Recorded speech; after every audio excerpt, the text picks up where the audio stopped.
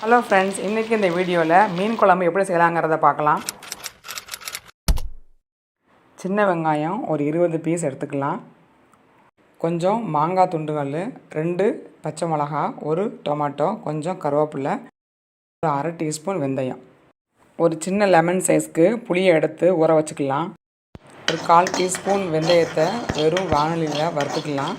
வெந்தயத்தை கருகாமல் வறுத்துட்டு இப்போது அதில் 1 டேபிள் ஸ்பூன் எண்ணெயை விட்டுக்கலாம்.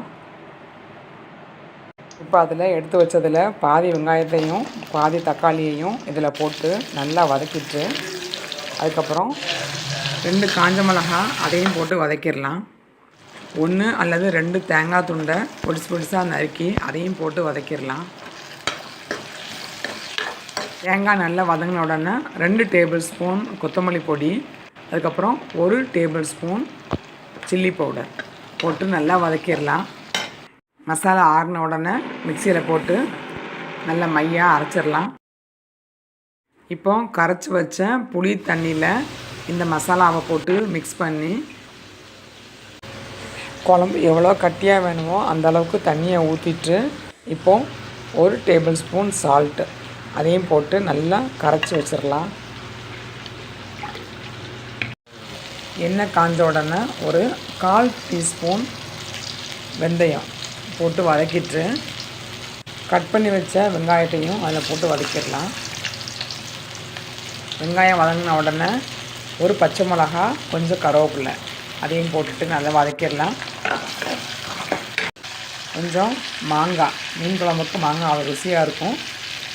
மாங்காய் கொஞ்சம் துண்டு போட்டுட்டு அதையும் நல்லா வதக்கிடலாம். இப்போது ஒரு அரை தக்காளி பழத்தை கட் பண்ணி போட்டுட்டு இதையும் நல்லா வதக்கிடலாம். நல்லா வதங்கி வரும்போது இப்போ மிக்ஸ் பண்ணி வச்ச மசாலா மிக்ஸை அதில் ஊற்றிட்டு நல்லா கொதிக்க வைக்கணும். ஒரு 10 நிமிஷம் ஹை ஃப்ளேமில் கொதிக்க வைக்கலாம்.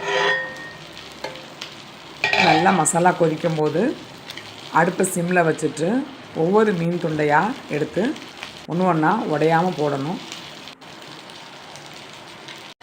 மீன் உடஞ்சிடாமல் லைட்டாக கரண்டி வச்சு கிண்டி விட்டுட்டு இப்போ எதுவும் உப்பு வேணுன்னா செக் பண்ணிக்கலாம். அப்படியே கொஞ்சம் கொத்தமல்லி இலையை சாப் பண்ணி அப்படியே போட்டுட்டு 10 நிமிஷம் சிம்லேயே மூடி வச்சிடலாம்.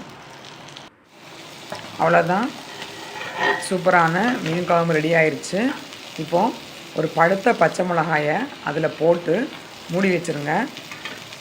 மீன் குழம்பு ரெடி ஆயிடுச்சு. சாப்பாட்டுக்கு வச்சு சர்வ் பண்ணலாம். இந்த மாதிரி கண்டிப்பாக ட்ரை பண்ணுங்கள், டிஃப்ரெண்ட்டாக இருக்கும். தேங்க்ஸ் ஃபார் வாட்சிங்.